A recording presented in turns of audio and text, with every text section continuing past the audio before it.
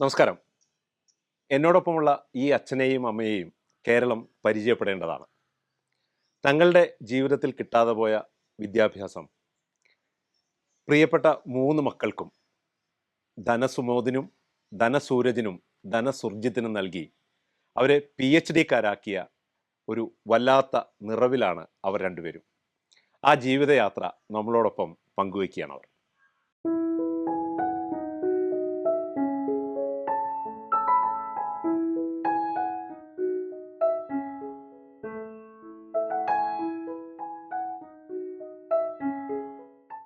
ഈ കേരളത്തിൽ തന്നെ അത്യപൂർവമായ ഒരു വീടാണിത്. അങ്ങനെ എല്ലാവർക്കും കിട്ടുന്ന ഒരു സൗഭാഗ്യമല്ല മക്കൾ എല്ലാവരും PhD എടുക്കുക, ഡോക്ടറേറ്റ് എടുക്കുക എന്നൊക്കെ പറഞ്ഞാൽ. ഇത് 3 പേർക്കും കൂടെ ഇത് കിട്ടിക്കഴിഞ്ഞപ്പോൾ എന്തൊക്കെയാ തോന്നിയ ധനഞ്ജയൻ? എന്തൊക്കെയാ തോന്നിയ സംശയമില്ല. എനിക്ക് അവർ അഭിമാനം തന്നെ. നമ്മൾ ശ്രമിച്ചതും അതിനു വേണ്ടി തന്നെയാണ്, വിദ്യാഭ്യാസ മേഖലയിലേക്ക് കടന്നു പോകുക എന്നുള്ളത്. അങ്ങനെ ആ രീതിയിൽ തന്നെ പ്രവർത്തിച്ച് നമ്മുടെ കാര്യങ്ങളെല്ലാം പുറകോട്ട് മാറ്റി വെച്ചുകൊണ്ട് അവർക്ക് വേണ്ടി മുന്നോട്ട്. അമ്മയ്ക്ക് ഏത് രീതിയിലായിരുന്നു തോന്നിയത്? കാരണം നിങ്ങൾ ജീവിതത്തിൽ ഇവരെ ഈ തലത്തിലേക്ക് 3 മക്കളെയും PhD എത്തിക്കാനായിട്ട് ഒരുപാട് ബുദ്ധിമുട്ടുകൾ സഹിച്ചാണ് വന്നത്. പിന്നെ മൂത്തവനെ എടുക്കാനുള്ള ഒരുപാട് താമസിച്ച അതിൽ ഒരുപാട് സങ്കടങ്ങളും ഉണ്ടായിരുന്നു. ധനസുമോദം എടുക്കാൻ വൈകി. അല്പം സങ്കടം എന്ന് പറഞ്ഞാൽ പറ്റിയല്ല, മനസ്സ് നിറയെ സങ്കടമായിരുന്നു. അപ്പൊ ആ ഒരു സങ്കടം മാറി. ചില പ്രതിജ്ഞകളൊക്കെ എടുത്താണ് മക്കളെ വളർത്തി എടുത്തത് അല്ലേ? ഞാൻ കേട്ടിരിക്കുന്നത് കിഡ്നി വിറ്റിട്ടായാലും ഞാൻ പഠിപ്പിക്കും എന്നുവരെ പറഞ്ഞ ഒരു സാഹചര്യം ഉണ്ടായിരുന്നു. എങ്ങനെയാ ഇപ്പൊ കാണുന്നത് ആ ഒരു ജീവിതത്തെ അവരെ വളർത്തിക്കൊണ്ടുവന്ന രീതിയെ? നമുക്ക് അഭിമാനം തന്നെ ആണല്ലോ, അതിനകത്ത് യാതൊരു കുഴപ്പമില്ല. കാരണം ഞാൻ ഇതിന് വേറെയും ഉദ്ദേശിച്ചിട്ടുണ്ടായിരുന്നു. ആ ഇളയാള് ധനസുർജിത്ത്, പുള്ളി IAS എഴുതണമെന്ന് അത് കിട്ടിയില്ല. ഇത് വേറുള്ളവർക്ക് ആർക്കും ഇതറിയാൻ പാടില്ല, ഞങ്ങൾക്കറിയാം. അപ്പൊ അതുകൊണ്ട് പിന്നീട് വേണ്ടെന്ന് വെച്ചു. വേണ്ടെന്ന് വെച്ചാൽ അത് കിട്ടുന്നില്ല, വളരെ ടഫ്. കോച്ചിങ്ങിനൊക്കെ പോയാൽ കിട്ടും, അതിനുള്ള സാമ്പത്തികം ഇല്ല. തന്നെ പഠിക്കായിരുന്നു. MBBS ചേർക്കണമെന്നുള്ള പഠിക്കണമെന്നുള്ള ആഗ്രഹം എനിക്കുണ്ടായിരുന്നു. അന്ന് 500 രൂപ എടുക്കുന്നത് ഭയങ്കര ബുദ്ധിമുട്ടുള്ളൊരു സമയമാണ്. സ്റ്റേറ്റ് ബാങ്കിൽ നിന്നാണ് അതിൻ്റെ ഫോമൊക്കെ കിട്ടുന്നത്. അപ്പം 2 പ്രാവശ്യം പുള്ളി എഴുതി. 2ാമത്തെ പ്രാവശ്യം 5111 റാങ്ക് വന്നത്. സ്വന്തമായിട്ട് പഠിച്ചെഴുതിയാണ്. പക്ഷെ ഇന്നത്തെ കാലത്താണെങ്കിൽ നമ്മുടെ ചുറ്റുപാടുള്ളവർ തന്നെ ഏറ്റെടുത്ത് കോച്ചിങ്ങിന് വിട്ട്. കോച്ചിങ്ങിന് പോകണേ 10,000 രൂപ വേണം.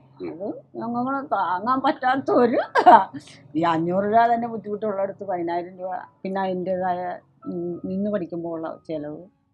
എന്തായിരുന്നു ജോലി, എന്തായിരുന്നു, എങ്ങനെയാണ് ഇവരെ പഠിപ്പിച്ചെടുത്തത്? ഈ പറഞ്ഞ സാമ്പത്തിക ബുദ്ധിമുട്ടുകൾ ഒരുപാട് ഉണ്ടായിരുന്നു. എങ്കിലും ഞാൻ പൊന്നാമ്പഴ ജ്യേഷ്ഠൻ്റെ കൂടെ ഒരു കട പോകുമായിരുന്നു. അപ്പോൾ അവിടെ നിന്ന് ഇങ്ങനെ കുറേ കാലം കഴിഞ്ഞപ്പോഴത്തേക്ക് അവിടെ നിന്ന് വിട്ട് പിന്നെ ചേർത്തലയിൽ എന്തായിരുന്നു ഒരു ലെതർ വർക്ക്സ് നടത്തിയായിരുന്നു. അത് ഏതാണ്ട് ഈ കടയായിട്ടൊരു ബന്ധമെന്ന് പറഞ്ഞാൽ ഒരു 10-55 വർഷം അതിൻ്റെ ജോലി ചെയ്തു. അപ്പോൾ ഇങ്ങനെ പഠിച്ചുകൊണ്ട് ഇരിക്കുന്ന സമയത്ത് സാഹചര്യങ്ങളുടെ സാമ്പത്തികം വേണമല്ലോ. അപ്പോൾ അത് കിട്ടുന്ന സാമ്പത്തികം മുഴുവനും പഠനത്തിന് വേണ്ടി മാറ്റി വെച്ചു. അങ്ങനെ കിട്ടാവുന്ന ലോണൊക്കെ എടുത്ത്. ഇത് സന്തോഷ കരച്ചിലാണോ അതോ ഭയങ്കര ബുദ്ധിമുട്ട് തോന്നുന്നു? അതാണ്. അങ്ങനെ ലോണ് ഭൂപണ ബാങ്കിൽ നിന്ന് എടുത്ത്, അങ്ങനെ അതെടുത്ത് അവിടുന്ന് കുറെ കുടിശ്ശികയൊക്കെ വന്ന് ജാമ്യം നിന്നവരുടെയൊക്കെ പിടിക്കാൻ തുടങ്ങി. ലോട്ടറി വിൽപ്പന അതിൻ്റെ ഇടയ്ക്ക് ഉണ്ടായിരുന്നു. അങ്ങനെ 10 ലക്ഷം രൂപ ഒരു പാർട്ടിക്ക് അടിച്ച്. അപ്പം അതിൻ്റെ കുറെ കമ്മീഷൻ നമുക്ക് കിട്ടിയായിരുന്നു. ആ കമ്മീഷൻ കൊണ്ട് ഭൂപണ കടങ്ങൾ, പിന്നീട് അർബൻ ബാങ്കിൽ കുറച്ച് കടം ഉണ്ടായിരുന്നു. അങ്ങനെ അതുമൊക്കെ കടം തീർത്ത് കഴിഞ്ഞിട്ട് ഒരു ശകലം പൈസ മിച്ചമുണ്ടായിരുന്നു. അത് കടയിലേക്ക് മുടക്കി. കടയിൽ വല്ലതും വേണ്ടേ? അത് അങ്ങനെ പിന്നെ അതിൽ നിന്ന് കുറേശ്ശെ മറ്റുള്ള കടങ്ങളുമൊക്കെ തീർത്ത് സ്വസ്ഥമായിട്ട് ഇരിക്കുകയാണ്. ഇത്തരത്തിലുള്ള ഒരുപാട് കഷ്ടപ്പാടുകൾ. അതിനോടൊപ്പം എങ്ങനെയായിരുന്നു വീട്ടിലെ ആവശ്യങ്ങൾ, വീട്ടിലെ കാര്യങ്ങളൊക്കെ നടന്നു പോയതൊക്കെ? അതൊക്കെ അമ്മയുടെ ഒരു കരുത്തും കൂടിയാണല്ലോ. ബുദ്ധിമുട്ട് നല്ല പോലെ ഉണ്ടായി. പിന്നെ ഈ പറയുമ്പോൾ ഇത്ര രൂപ വേണം ഫീസിന് കൊടുക്കണം, ഇന്ന ആവശ്യമാണെന്ന് പറയുമ്പോൾ എനിക്ക് ഒരു SNDPയുടെ ഒരു യൂണിറ്റ് ഉണ്ട്, ശാരദേശ്വരി സ്വയം സഹായ സംഘം. അത് ഏത് ഗ്രൂപ്പിൽ നിന്ന് എടുക്കണമെങ്കിലും അവിടെ പൈസ വന്ന് അംഗങ്ങളുടെ സമ്മതം കിട്ടിയാൽ എടുക്കാൻ പറ്റും. പക്ഷെ ഇത് തലേ ദിവസം പറയണ എനിക്ക് പൈസ വേണം. അത് മിക്കവാറും ഇതുങ്ങൾ പറയണത് അങ്ങനെയാണ്, നേരത്തെ മുൻകൂട്ടി പറയുകയല്ല. അന്നേരം പോയി ബ്ലേഡിന് മേടിക്കും, 1050 രൂപ വെച്ച് മേടിക്കും. എന്നുവെച്ചും ഈ ശാരദേശ്വരിയുടെ ഇതിന് അംഗങ്ങൾ ലോൺ എനിക്ക് തരും, അങ്ങനെ ഇവരുടെ വീട്ടും അങ്ങനെയൊക്കെ തരണം ചെയ്ത് മുന്നോട്ട് പോയി. ഇന്ന് തിരിഞ്ഞു നോക്കുമ്പോൾ ഇത് എങ്ങനെ പോയത് ചോദിച്ചാൽ അറിയാൻ പറ്റില്ല. ഈ PhD ആണ് ഇതിന്റെ ഒരു വലിയ പഠനം എന്നൊക്കെ എങ്ങനെയാണ് നിങ്ങൾ മനസ്സിലാക്കിയത്? നമ്മൾ ടൗണിൽ ഇരിക്കുമ്പോൾ എല്ലാവരുമായിട്ടൊക്കെ ഒരു ഇത് നടക്കുമല്ലോ, അപ്പൊ അതിനെ കുറിച്ചൊക്കെ കുറെ അറിയാം. അപ്പൊ അതിന് ഇവരുടെ ഇപ്പൊ ഒരാൾക്ക് പോലും വിദ്യാഭ്യാസം കുറയാൻ പാടില്ല, അതായത് അപ്പൊ 3 പേർക്കും വിദ്യാഭ്യാസം വേണം, അതിന് ഉയർന്ന തന്നെ വേണമെന്നൊരു മനസ്സിലുണ്ടായിരുന്നു. മൂത്ത മകൻ പത്രപ്രവർത്തകനായി, ഇളയ മകൻ കോഴിക്കോട് മെഡിക്കൽ കോളേജിൽ സയന്റിസ്റ്റായി, ഇളയ മകൻ ഇപ്പോ തിരുവനന്തപുരത്ത് സംസ്കൃത യൂണിവേഴ്സിറ്റിയുടെ ഇതിൽ പഠിപ്പിക്കുന്നു. ധനസുമത് പത്രപ്രവർത്തകനായി. പത്രപ്രവർത്തകൻ എന്നുള്ള രീതിയിൽ ഇഷ്ടമാണ്. അങ്ങനെ ഞങ്ങളൊരു കാര്യങ്ങളൊക്കെ ചെയ്തൊരു പത്രപ്രവർത്തകൻ, നമ്മൾ ഒരു വില്ലേജ് ഓഫീസറുമായിട്ട് ഒരു പ്രശ്നം ഉണ്ടായിരുന്നു.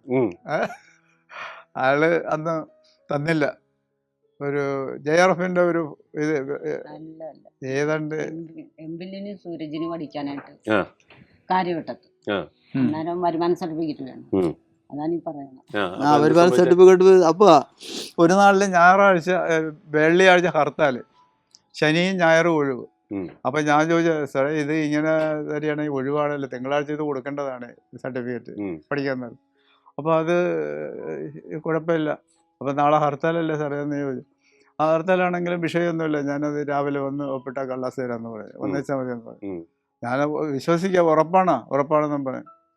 അതുവഴി വരുമാന സർട്ടിഫിക്കറ്റ്. അപ്പോൾ പുള്ളിയും വേറെ ടീമും 2-3 പേരും കൂടി പുറത്ത് നിൽക്കുകയാണ്.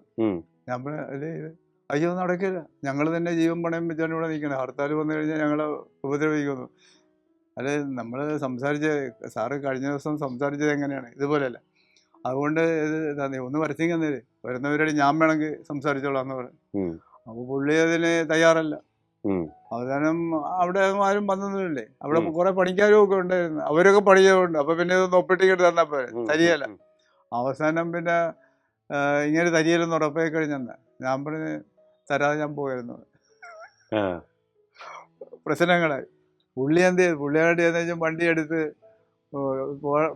ബൈക്കേ ചവിട്ടി പുള്ളി പുറത്തേക്ക്. ഞാൻ പറഞ്ഞു നിങ്ങൾ പുറത്തേക്ക് പോയി, ഓഫീസർ അല്ലേ, പുറത്തേക്ക് വന്നത് പറഞ്ഞ് വെല്ലുവിളിച്ച്.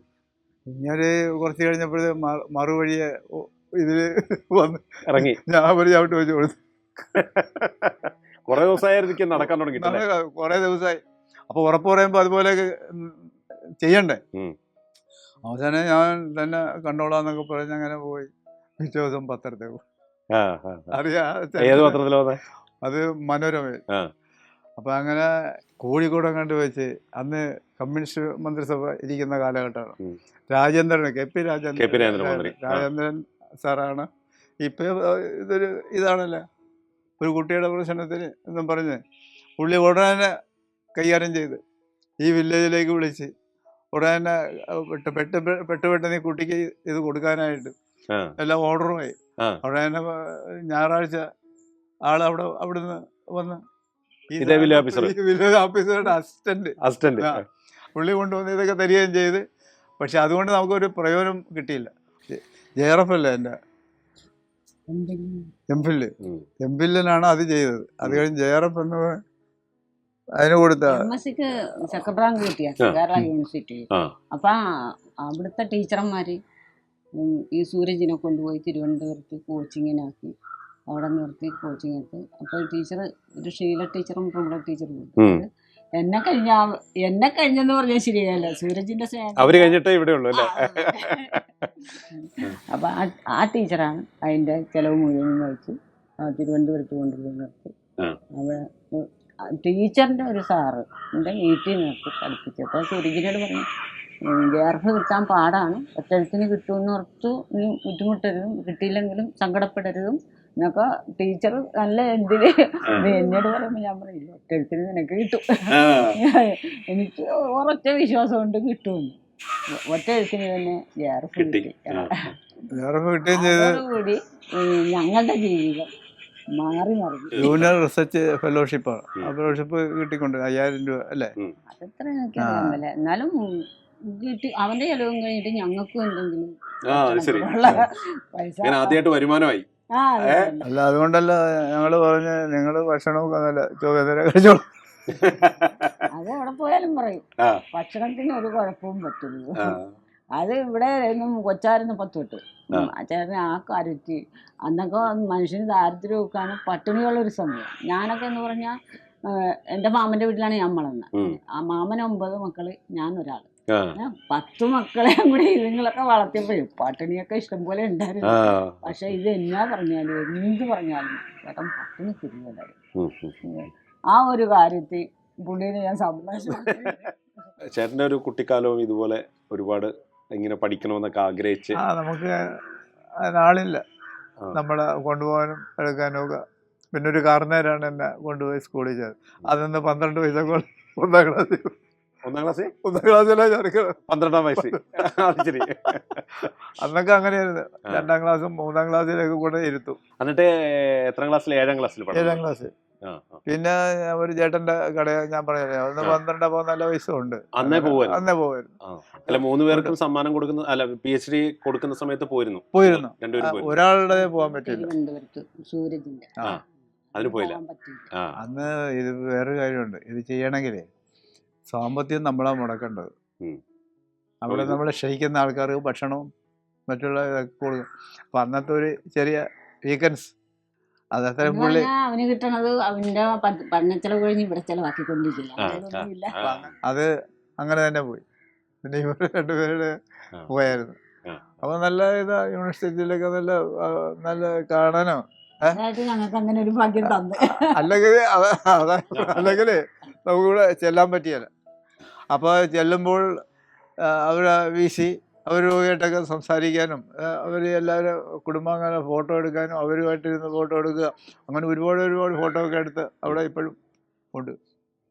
ഇദ്ദേഹം ചേർത്തലല്ലേ വീട്? ചേർത്തല വീട്. ഇവിടെ വയലാറ്. കണ്ടുമുട്ടിയ നമ്മുടെ അടുത്ത് തന്നെ താമസമുണ്ട്. കുടുംബ വീട് പടിഞ്ഞാറ് പ്രാവശ്യം അങ്ങനെ കണ്ടുമുട്ടിയതാണ്. ആലോചിച്ച് അല്ല ആളറിയാ അല്ലാതെ പ്രേമൊന്നുമല്ല. സത്യം പറയണം, ക്യാമറയ്ക്ക് മുന്നിലാ.